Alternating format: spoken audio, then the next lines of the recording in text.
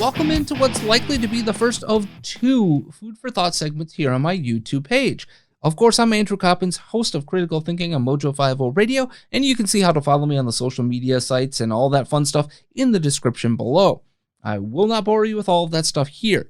I just have one simple request. If this is your first time here, welcome, but hit that subscribe button and the bell so you don't miss a single morsel of critical thinking going forward.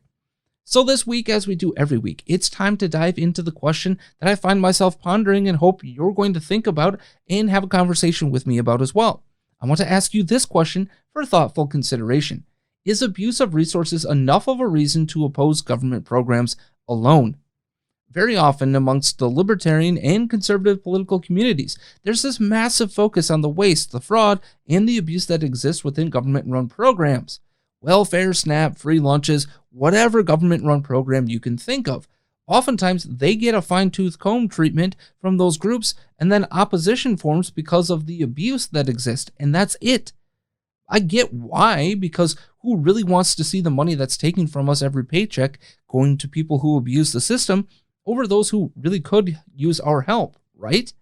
But this weekend, I was reminded of why my original question was so important when I saw more than a few friends post a meme from a Reddit thread with the headline, "I would rather have 1,000 lazy bums live off my tax dollars than let a single poverty-stricken family go without food or shelter."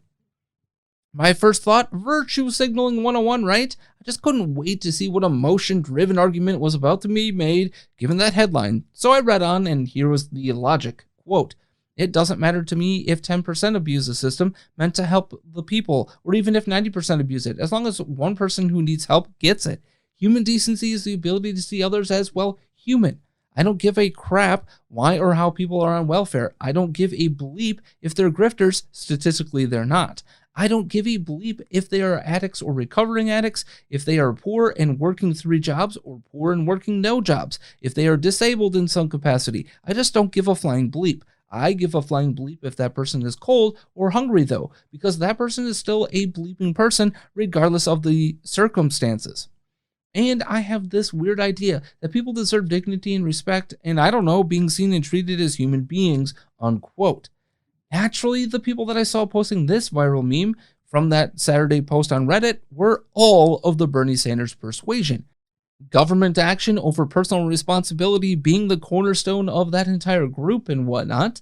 I mean, you literally could not sum up what a virtue signaling Bernie bro or sister would look like on paper better than this meme, right? But most importantly, it's a classic appeal to emotion that modern socialists use as a cudgel against everybody else. Never mind facts, never mind all the fallacies in the argument. If you can't get emotional over the needy, what kind of human being are you? So I want you to remember this. No one, whether they're left, right, libertarian, Republican, Democrat, or socialist, no one single group gets to singularly claim the mantle of caring for humanity over the other per se. Each group has elements that speak to the care given to their fellow man. Sure, in some cases it's through collective action, and in others the focus is on allowing the individual to flourish of their own free will. But to impugn the motives of the other side as coming from an evil place, in this sense, is just wrong. But it doesn't mean that their ideas are correct either. So let's get back to the meme though, because what I was really thinking was the most interesting part of this post, and perhaps what fired me up the most to have this conversation with you, is this. Did you notice the constant use of the word I during that post? I don't care why or how. I don't care if they're current or recovering addicts. I don't care if they've had multiple jobs, no jobs, or never had a job. I care if a person is hungry or cold. I. This person is speaking in a very individualistic way, yet is talking about our collective action vis-a-vis the government and what they do or don't do with the money that they take from us in taxes, and then decide whom is worthy of having the government spend said money on. Maybe it's just me, but I find it very strange to, on one hand, being told that we have to go all in on government action for the poor, but then on the other, you're talking about your individual caring for the poor and downtrodden amongst us. To me, those two things really just do not compute. But I also think that the premise of his argument is the wrong thing to be focusing on in the first place. You see, it's an answer to a question that really doesn't matter. Thus, the answer to my original question would be no. Abuse alone cannot be enough to oppose government programs. For me, the real question that needs to be the focus of any government program, if we're going to fight over implementation or abolishment of said program, should be this: what is our return on investment?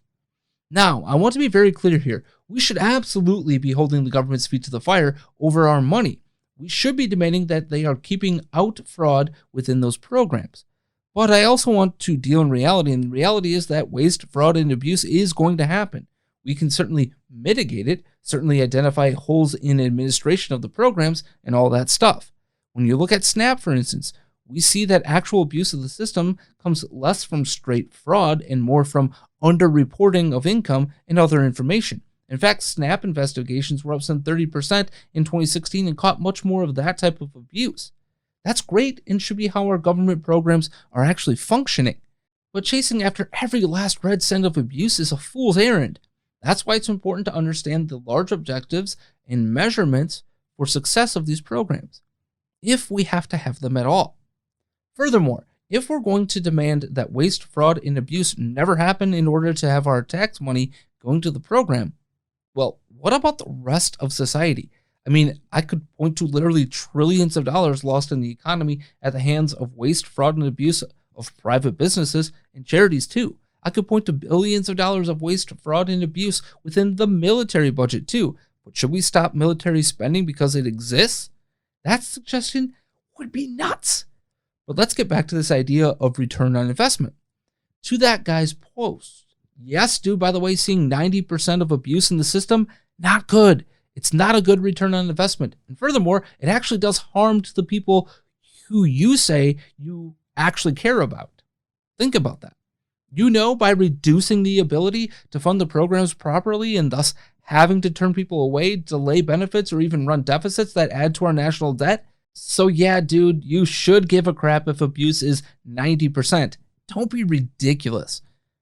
Now, as for the idea of return on investment, well, I dare you to come up with a known goal or measure of success for any of these programs. Surely, sending billions and billions of dollars to the federal government and helping just one family in need is not exactly a positive return on investment. But beyond reducing the abuse, what in the hell is a good return on investment that we make in these supposedly temporary programs? Honestly, I don't think any one of us in America could come up with a quick answer or an agreed upon outcome that would be positive. No one could tell us how to measure success. We'll just keep throwing money at it because it makes us feel good, and then we don't actually have to deal with the realities of most people in these situations needing our collective help. Now, I guarantee you that I could get 100 government officials in a room and you'd get 100 different answers as to what the goals of pick a program really are and how to best measure success towards those goals. So maybe this is a great time to actually start that process. Start demanding that the government officials that we elect are knowledgeable as to how these programs are performing. And if they're not performing as we should expect them to, we start to hold those unelected bureaucrats responsible for their failures to us, the taxpayer, by firing them. One last thing here, by the way, regarding that person who wrote this thoughtful rant, I just have one question for you. Are you practicing what you are preaching to the rest of us in your own life? Now, great if you actually are, but given the sentiment of this piece, it seems like this would be every other socialist bullcrap think piece I can think of. A do as I say, not as I do moment. They'll do what makes them feel good with other people's money. But heaven forbid if you ask them to pitch in and take real personal action in any of this. Speaking of which, I will be talking to a libertarian charity organization called Volunteerism in Action this weekend, a group that actually practices what they preach, helping homeless and other needy individuals to get the tools to help themselves out of poverty that they're currently experiencing. So don't forget to tune in on Saturday at 5 p.m. Central Time on Mojo 50 Radio and the Mojo 50 Radio Facebook page for that interview and more. But in terms of the questions presented today, what do you say? Is abuse of our collective resources enough alone to oppose government-run programs? Leave a comment below or follow on social media at The Coppin Show. I'll see you on Saturday, 5 p.m. Central Time for Critical Thinking on Mojo 50 Radio. Until then, be safe, be smart, and Matthew 5:47.